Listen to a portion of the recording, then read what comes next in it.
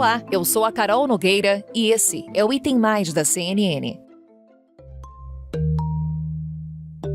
Não foi apenas a pandemia de Covid-19 ou o cenário econômico de inflação global que causou instabilidade no mundo nos últimos anos. A própria alta dos preços de alimentos e combustíveis é, em parte, atribuída às consequências de um impasse político que se tornou um conflito militar, a guerra na Ucrânia. A ofensiva russa está prestes a completar 6 meses. E além da falta de perspectivas de um fim para o conflito, os temores de que os ataques na Ucrânia possam causar um acidente nuclear cresceram. E a Rússia acusa a Ucrânia de atacar as linhas de energia da usina de Zaporizhia. Moscou diz também que não pode garantir a segurança da região. Já Kiev nega e diz que os russos encenaram um ataque. A Agência Nuclear da ONU fez um alerta para um possível desastre na usina nuclear de Zaporizhia, na Ucrânia. O órgão pediu o fim imediato das hostilidades na região. O diretor-geral da Agência Internacional de Energia Atômica disse estar preocupado com os relatos de danos e exigiu que uma equipe de especialistas seja autorizada a visitar a usina com urgência. Ao mesmo tempo em que a guerra na Ucrânia acirrou as desavenças da Rússia com os Estados Unidos e União Europeia, um outro embate entre potências é motivo de preocupação na arena internacional. Com uma influência crescente em todo o mundo, a China reagiu com irritação aos acenos recentes do governo norte-americano a Taiwan, e a tensão entre Pequim e Washington atingiu um novo patamar. China fez novos exercícios militares perto de Taiwan. Os testes são em meio a mais uma visita de um grupo de parlamentares dos Estados Unidos à ilha. Os desafios da política externa norte-americana não se resumem aos esforços para conter a invasão russa na Ucrânia ou a lidar com a escalada de atritos com a China. Os Estados Unidos também enfrentam as reações negativas à retirada das tropas do Afeganistão, que completou 1 ano nesta semana. De volta ao controle do Talibã, os afegãos sentem os efeitos da conturbada saída das forças norte-americanas da região. 12 meses de Talibã no poder, o Afeganistão então enfrenta dificuldades econômicas, geopolíticas, no caso das mulheres um retrocesso nos direitos civis. Os focos de tensão na Ucrânia, em Taiwan e no Afeganistão representam fontes de incerteza para a comunidade internacional. Mas as preocupações para os líderes mundiais vão além e incluem ainda a necessidade de uma coordenação global para lidar com as crises de abastecimento de alimentos e combustíveis e com as mudanças climáticas. Aliás, esses fenômenos mais extremos, do tempo que a gente vem acompanhando estão cada vez mais comuns por causa das nossas ações como humanidade no meio ambiente. E olha, para você ter uma ideia, quase 6% de todas as mortes na América Latina podem estar relacionadas às temperaturas extremas. É isso que apontou um estudo internacional com a participação da Universidade Federal de Minas Gerais. Diante de tantos desafios em diferentes partes do mundo, quais devem ser os pontos prioritários de atenção? Quais são hoje as maiores ameaças à segurança internacional? No Item Mais de hoje, vamos falar sobre essas questões mundiais com a ajuda do nosso analista de notícias internacionais, o Lorival Santana. O representante permanente da Ucrânia na Agência Internacional de Energia Atômica alertou para consequências perigosas na usina de Zaporizhia e acusou a Rússia pelos ataques da última sexta-feira.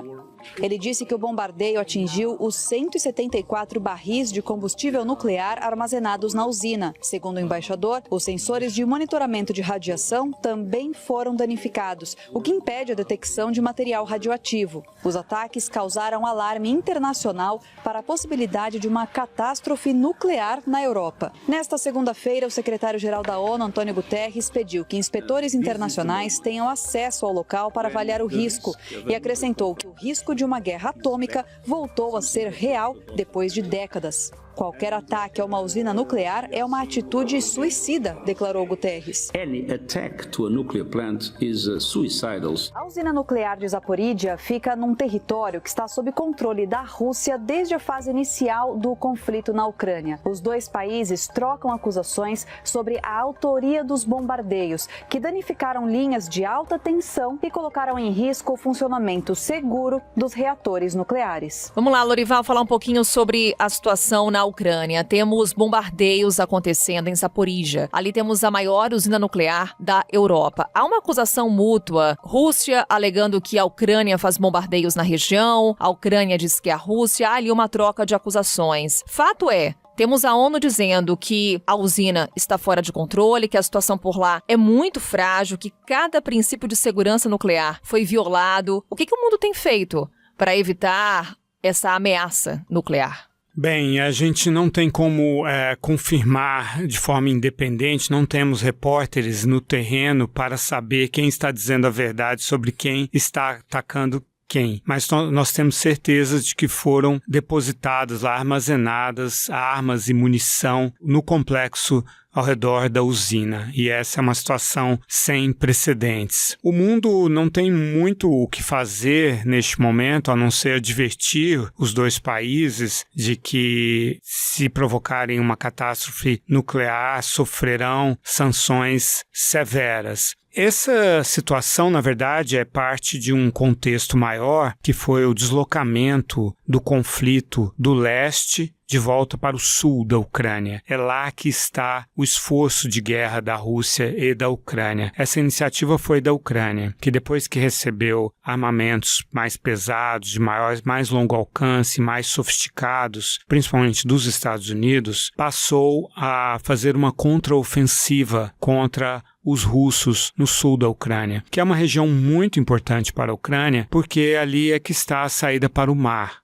Negro e o Mar de Azov, por onde passa 80% do comércio ucraniano. Portanto, é o cordão umbilical econômico da Ucrânia, que a Rússia bloqueou antes mesmo de invadir a Ucrânia. Eu considerei já uma espécie de invasão, né? Um bloqueio do mar territorial ucraniano já no final do ano passado. Então, a Ucrânia está tentando recuperar essas áreas, até porque a Rússia tinha o plano de, no início de setembro, fazer referendos ali na província de Kherson para transformar essa região em Rússia, anexar essa região, supostamente com o desejo da população, que é impossível de confirmar, até o que a gente sabe é o contrário, a população seria forçada a votar a favor dessa anexação. Então, a Ucrânia está assediando essa província, que pertence a ela, na verdade, mas está ocupada pela Rússia. E é nesse contexto, então, que a usina de Zaporíjia está sob disputa também. Toda aquela região está sob disputa. Há, inclusive, líderes internacionais se pronunciando para pôr fim a esses bombardeios na região. Mais recente, o presidente da França, Emmanuel Macron. E há uma cobrança muito grande em torno da Agência Internacional de Energia Atômica, que, nesse momento, busca, inclusive, fazer visitas de reparos, acompanhar a situação por lá, já que,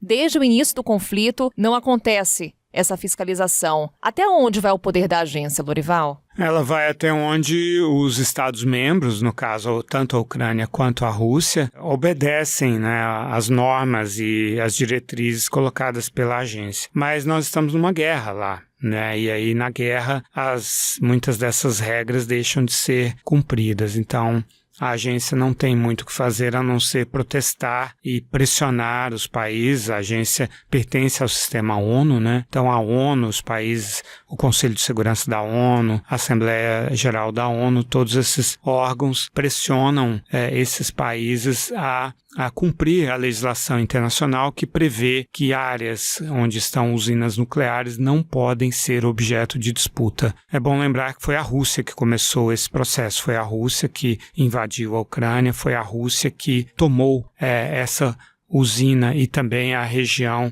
onde está Chernobyl. Então foi a Rússia quem primeiro violou as leis internacionais. Além do aspecto político-militar, a guerra na Ucrânia tem sido marcada por efeitos econômicos. As sanções impostas à Rússia por países ocidentais tiveram como resposta russa uma redução no volume de gás fornecido à Europa. de olho, né, na possibilidade de ficar sem gás ou de não ter gás suficiente, os países europeus aceitaram hoje, né, concordaram, os membros da União Europeia, em economizar pelo menos 15% nos meses mais frios do ano. Então essa economia, né, esse esforço vai começar em agosto, que é o fim do verão aqui, e vai até março. A ofensiva russa também causou bloqueio de portos ucranianos por quase 5 meses, período em que a exportação de grãos foi duramente afetada. Porque a ONU fez um novo alerta sobre a alta de preços dos alimentos no mundo inteiro, conosco e também com outros países. Segundo o secretário-geral da organização, Antônio Guterres, a guerra na Ucrânia pode criar uma onda de fome sem precedentes no planeta, como a gente nunca viu. Lorival, a Ucrânia retomou a exportação de grãos depois de um acordo firmado com a Rússia, teve ali a mediação, inclusive, da ONU, da Turquia.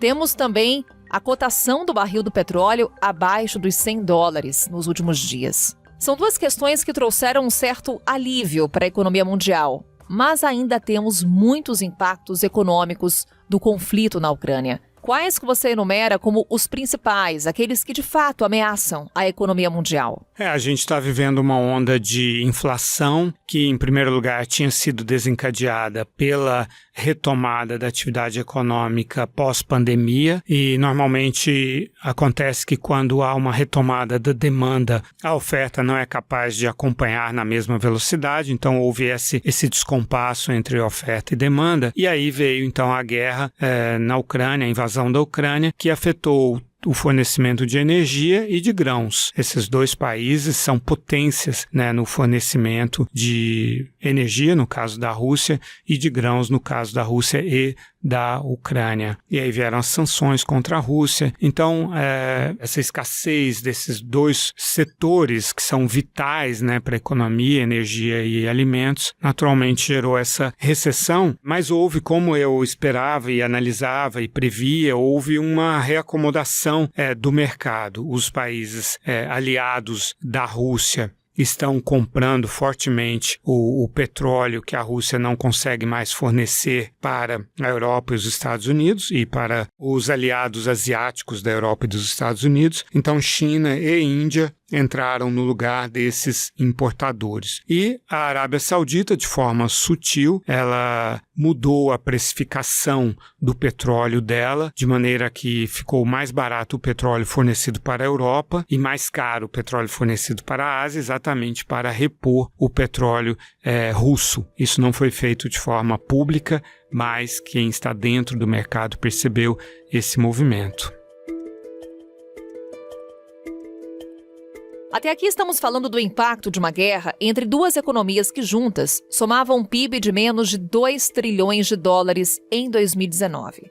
No mesmo ano, segundo dados do Banco Mundial, o Produto Interno Bruto de Estados Unidos e China era mais de 10 vezes maior, 35 trilhões. E a relação entre as duas maiores economias do mundo está estremecida. O que a China fez hoje? Ela suspendeu programas de cooperação na área de meio ambiente, imigração, tráfico de drogas, combate ao crime internacional e cancelou, não suspendeu, alguns trabalhos que são feitos em 2 tratados, o Acordo Consultivo Marítimo Militar e a Coordenação de Política de Defesa. Por quê? Justamente por causa dessa situação com o avião da Força Aérea Americana, a China disse que uma cooperação entre militares dos dois países se tornou impossível. E o clima de tensão não para aí. A Casa Branca chamou hoje o embaixador da China aqui nos Estados Unidos para uma conversa bastante desagradável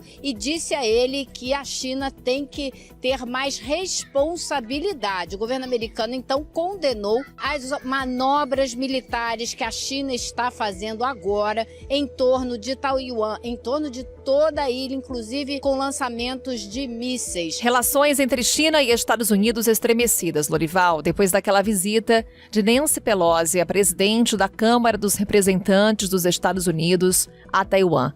E depois ainda teve aquela visita de uma delegação de congressistas americanos à ilha, delegação liderada por um senador democrata. Diante dos últimos acontecimentos da história recente, estamos no ponto máximo de tensão entre China e Estados Unidos? Sem dúvida, é o ponto máximo de tensão. Esses congressistas, eles têm um papel especial nesse conflito, porque o senador que lidera a delegação, ele é o responsável pela área de Ásia e Indo-Pacífico na Comissão de Relações Exteriores do Senado e também por conflitos cibernéticos. E lá está também um deputado democrata que cuida de controle de armas e de armas nucleares. E a única republicana dentre esses 5 congressistas, ela é de Samoa Americana, que é uma ilha que pertence aos Estados Unidos no sul do Pacífico, onde a China exerce uma projeção. Então, é uma visita bastante focada nas questões geopolíticas e também na questão dos semicondutores. Taiwan é o maior exportador mundial de semicondutores. Parte deles é fabricada na China por empresas taiwanesas e os Estados Unidos recentemente firmaram uma parceria, uma cooperação comercial e tecnológica com Taiwan no final do ano passado, exatamente com o intuito de deslocar a produção de semicondutores da China para Taiwan e para esse comércio com os Estados Unidos e tentar neutralizar a importância da manufatura chinesa. A China não domina a tecnologia de produção do maquinário que fabrica os semicondutores e os Estados Unidos têm as patentes sobre essa tecnologia e está privando a China de construir novos equipamentos para fábricas de semicondutores. Agora, o presidente Joe Biden, na terça-feira da semana passada, sancionou uma lei que destina 53 bilhões de dólares para a internalização da produção de semicondutores para os Estados Unidos, deslocar essa fabricação da China para os Estados Unidos. Então é nesse contexto que o Congresso vota essas leis, discute e, portanto, tem interesse em conhecer as posições de Taiwan. Os interesses por trás desse tensionamento, eles são econômicos, Lorival? O que justifica exatamente esse ápice da tensão entre os dois países? E, principalmente, quem é que perde com isso? Taiwan é o ponto mais importante da projeção da China na Ásia-Pacífico. É ali a região, o território mais importante sobre o qual a China quer ter um domínio, porque é o maior exportador de semicondutores, o maior exportador de circuitos integrados, um grande exportador de computadores, de equipamentos para escritórios, e ali vivem 23 milhões de pessoas, das quais 86% não querem viver sob o regime chinês. Taiwan é uma democracia. No entanto, a China, o Xi Jinping, tem como objetivo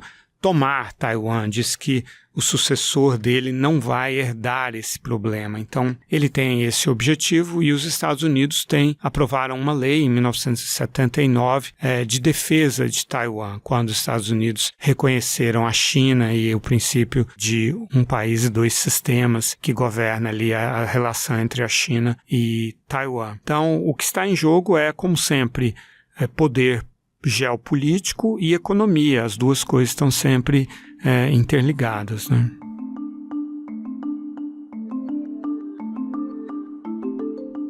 Ao mesmo tempo em que travam uma queda de braço nas relações bilaterais, Estados Unidos e China também disputam espaço numa batalha por influência internacional. Nesse quesito, a presença chinesa tem sido cada vez mais frequente, principalmente por meio de investimentos em outros países. Os Estados Unidos, por outro lado, ainda são obrigados a enfrentar as consequências da longa presença no Afeganistão e da saída de lá, no ano passado, que permitiu a volta do Talibã ao poder.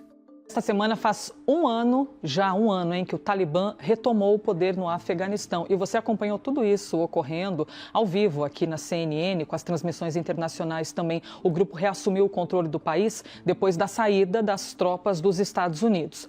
O Afeganistão está praticamente isolado, já que grande parte da comunidade internacional simplesmente não reconhece esse governo. A correspondente Clarissa Ward voltou a Cabul e conta como é que está a situação hoje, após um ano. Acho que você provavelmente pode ver atrás de mim que estamos em um mercado. Há uma sensação de normalidade nas ruas da cidade. Não há nada que se aproxime dos níveis de caos e violência que vimos durante aquelas cenas terríveis no ano passado.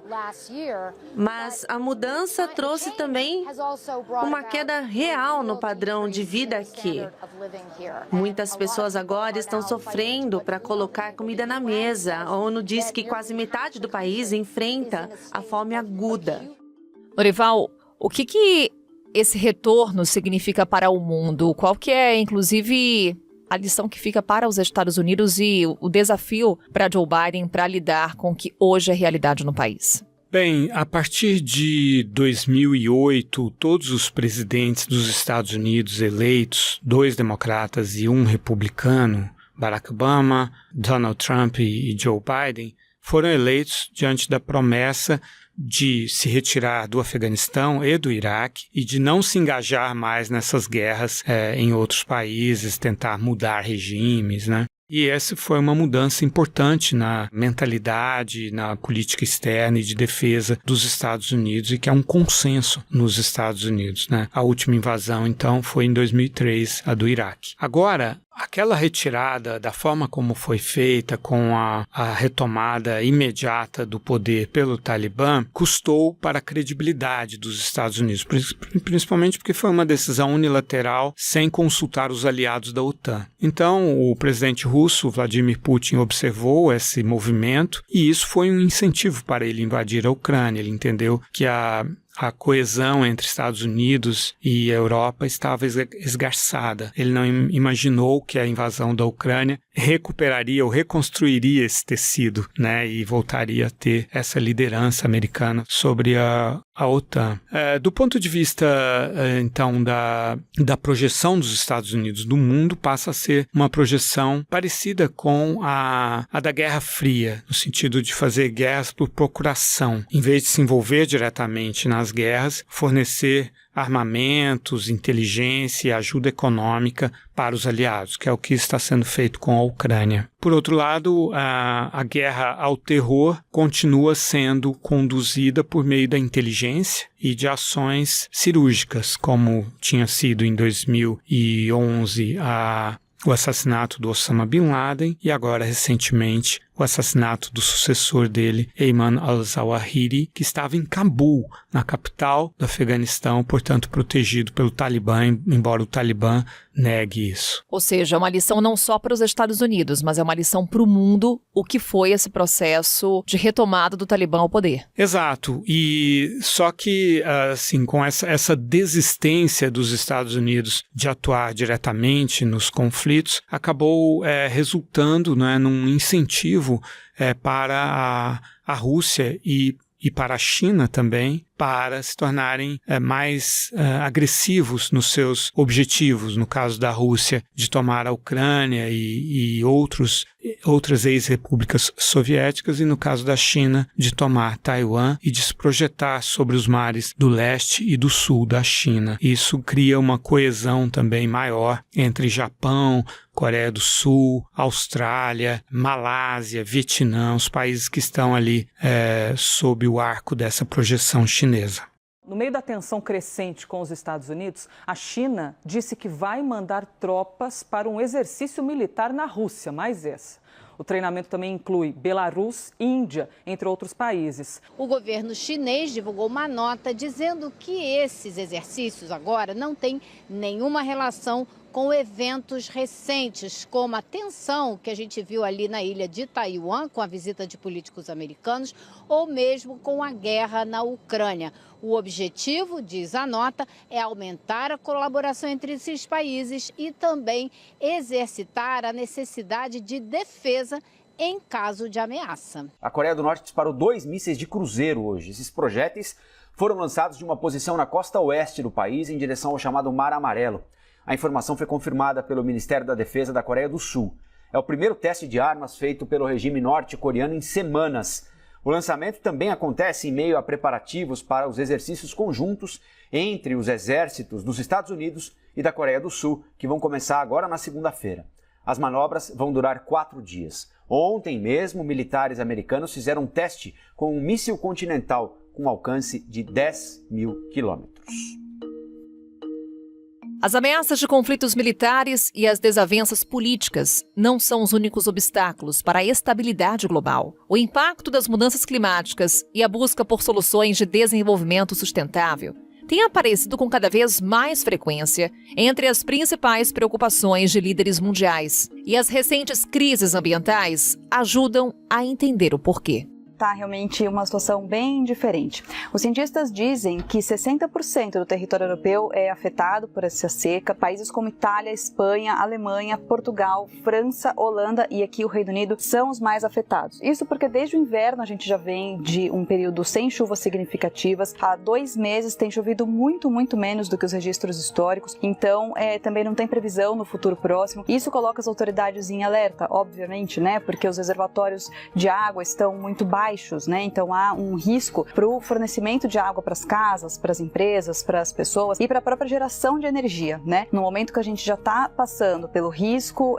de não ter gás, de não ter petróleo, de não ter toda a energia importada da Rússia, né? Principalmente na União Europeia, também tem essa questão da seca que dificulta a produção de energia por outros meios, né? Energia hidroelétrica, por exemplo, da Noruega, que fornece muita energia para esses países europeus. Então é um duplo fator, né, de preocupação. Então as consequências podem ser várias, né? Não só para a população, mas também para a indústria, para cadeias de distribuição, produção de energia, de alimentos e fora o incômodo do calor, né? Assim, nesse momento aqui em Londres está 35 graus, como a gente sabe, não é uma cidade preparada para o calor, então realmente as pessoas estão bastante incomodadas e procurando ficar dentro de casa, né? Evitar ficar ao ar livre, onde realmente pode ser até perigoso para a saúde. Segundo os cientistas, a amplitude térmica extrema é consequência do aquecimento global, acentuado pela emissão de gás carbônico e gás metano. O aquecimento global pode provocar redução de 15% da vegetação do mundo nos próximos 80 anos. Lorival, pauta ambiental é uma pauta comum a todos os países. Basta lembrar agora, recentemente, Estados Unidos aprovando um pacote bilionário voltado para as questões climáticas, de energia limpa, de economia verde. Mais de 360 bilhões investidos nessa questão. E também a gente lembra de acordos climáticos firmados entre vários países, inclusive o Brasil fazendo parte de muitos deles. A questão é, temos uma meta ambiciosa, uma meta mundial ambiciosa. O quão desafiador é cumprir essa pauta? Já era difícil quando foram firmados em novembro do ano passado, na COP26, mas se tornaram bem mais difíceis agora para alguns países que são mais dependentes do carvão, do petróleo e do gás, por causa da invasão da Ucrânia, porque as sanções contra a Rússia privaram o mundo de uma parte do gás natural que estava ali disponível e que vinha da Rússia, que é um dos grandes produtores e exportadores mundiais. E o carvão, que é um substituto do gás natural nas termoelétricas, ele é muito mais poluente, emite muito mais gás carbônico do que o gás natural. Então, está havendo uma mudança, ainda que temporária, nas matrizes energéticas. Isso no curto prazo, então, essas metas se tornam mais distantes, mas no médio e longo prazo pode ser que até se acelere o cumprimento dessas metas por causa dos investimentos maciços que estão sendo feitos, principalmente pela Europa, em fontes renováveis de energia, como eólica e solar, e também um retorno à energia nuclear, que embora tenha problemas de destinação de resíduos, emite 0 gás carbônico, a energia nuclear. E a Alemanha tinha anunciado a retirada, a eliminação, o fechamento das usinas nucleares, não ia renovar o seu parque de usinas e agora está revendo essa decisão. A França, o Reino Unido também estão estudando aumentar a produção de energia nuclear. Então, com isso, deve reduzir-se as emissões no médio. Quer dizer, a energia nuclear é algo que só tem resultado no longo prazo. Mas se você soma a eólica, solar e a energia nuclear, então no médio e longo prazo pode ser que os países consigam cumprir. O Brasil tem um desafio também, porque não está conseguindo reduzir as queimadas que são responsáveis por grande parte das nossas emissões, já que nós temos uma matriz de energia bastante limpa.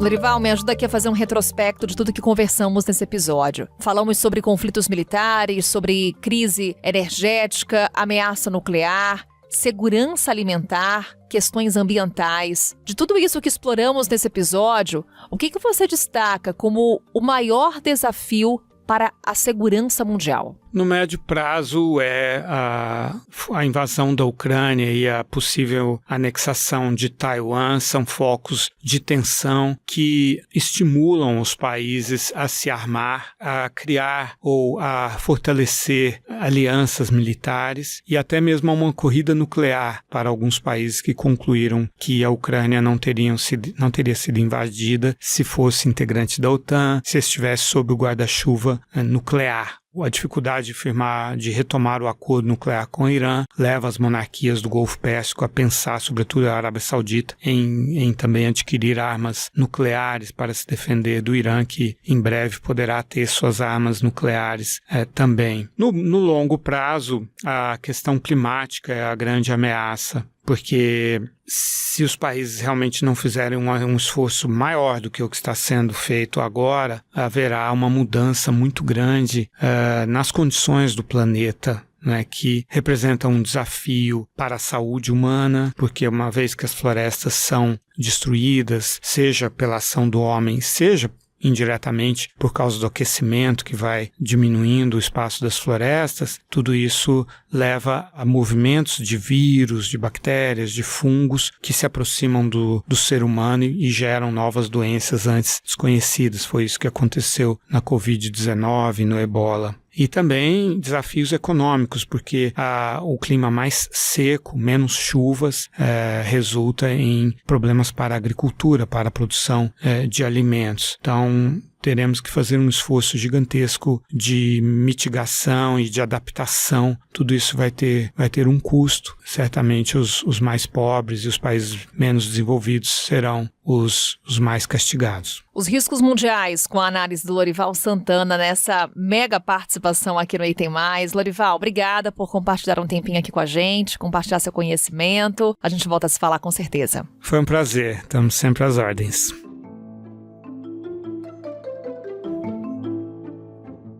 E assim encerramos o Item Mais de hoje. Com a minha apresentação, Carol Nogueira, este podcast foi produzido pela Maremoto para a CNN Brasil. Roteiro e pesquisa, Lucas Scherer. Revisão editorial Maremoto, Amanda Mira. Pauta e produção, Danilo Santana e Cecília Fernandes. Edição e sonorização, Roberto Rudinei. Coordenação geral, Paula Weinberg e Felipe Gomes. Coordenação de produto, Verônica Schneider. Coordenação editorial, Diego Toledo. Você também pode ouvir o Item Mais no site da CNN Brasil e aproveite para conhecer os nossos outros programas em áudio. Acesse cnnbrasil.com.br/podcasts.